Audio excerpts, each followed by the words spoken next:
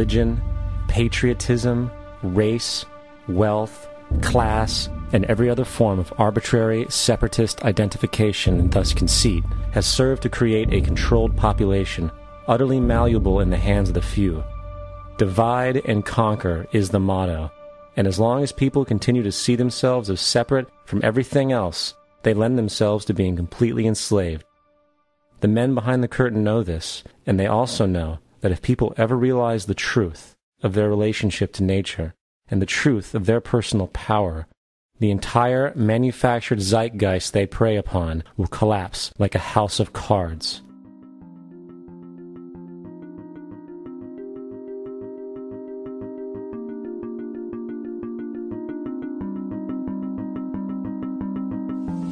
The whole system that we live in drills into us that we're powerless, that we're weak, that our society is evil, that it's crime-ridden, etc., and so forth. It's all a big, fat lie. We are powerful, beautiful, extraordinary. There is no reason why we cannot understand who we truly are, where we are going. There is no reason why the average individual cannot be fully empowered. We are incredibly powerful beings.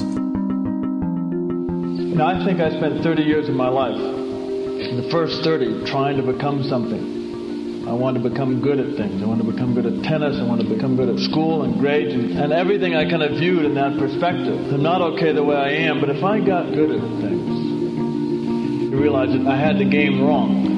The game was to find out what I already was. Find out what I already was.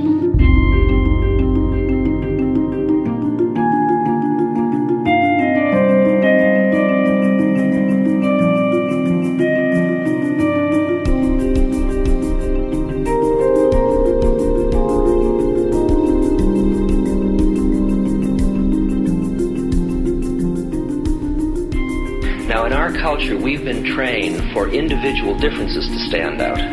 So you look at each person, immediately it is brighter, dumber, older, younger, richer, poorer, and we make all these dimensional distinctions, put them in categories and treat them that way. And we get so that we only see others as separate from ourselves in the ways in which they're separate. And one of the dramatic characteristics of experience is being with another person and suddenly seeing the ways in which they are like you, not different from you. And experiencing the fact that that which is essence in you and which is essence in me is indeed one. The understanding that there is no other. It is all one.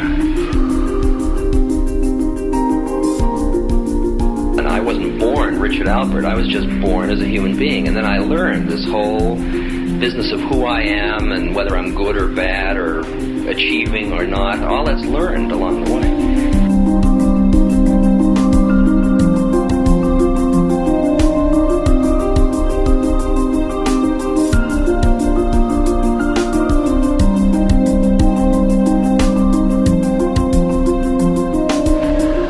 The old appeals to racial, sexual, and religious chauvinism, to rabid nationalist fervor, are beginning not to work. A new consciousness is developing which sees the earth as a single organism and recognizes that an organism at war with itself is doomed.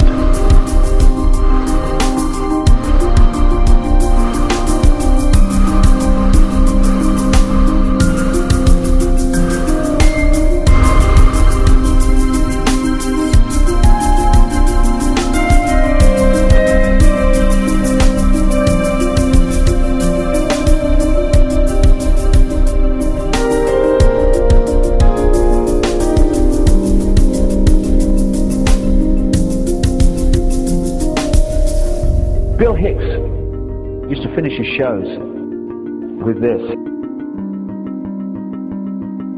Life's like a ride in an amusement park. And when you go on it, you think it's real, because that's how powerful our minds are. And the ride goes up and down and round and round. It has thrills and chills, and it's very brightly colored. And it's very loud, but it's fun for a while.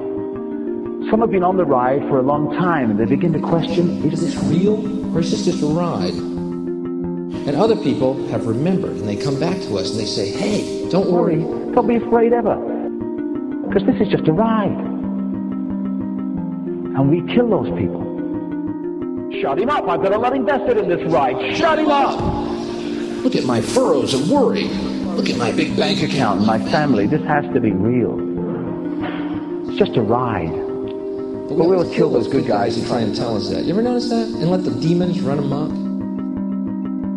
But it doesn't matter, because it's just a ride, and we can change it anytime we want. It's only a choice. No effort, no work, no job, no savings of money.